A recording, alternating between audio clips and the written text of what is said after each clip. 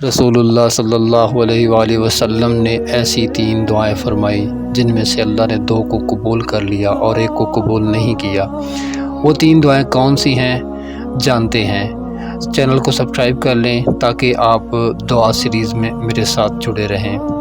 سیدنا معاذ بن جبل فرماتے ہیں کہ ایک روز رسول اللہ صلی اللہ علیہ وسلم نے بہت ہی لمبی نماز پڑھائی، اور بہت لمبی نماز جب پڑھائی اس کے بعد سلام پھیرا تو ہم نے عرض کی، اے اللہ کے رسول صلی اللہ علیہ وآلہ وسلم، آج تو بہت ہی لمبی نماز پڑھائی۔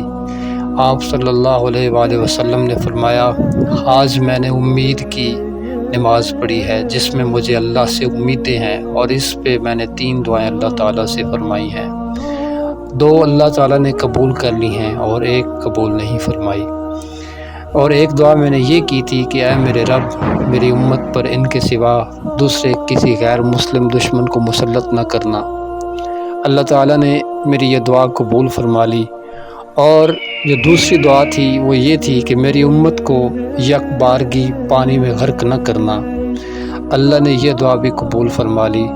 اور جو تیسری دعا تھی وہ یہ تھی کہ اے اللہ، میری امت کو خانہ جنگی میں مسلط نہ کرنا، اور یعنی میری امت میں خانہ جنگی نہ ہو۔ اللہ تعالیٰ نے اس دعا کو قبول نہیں فرمایا۔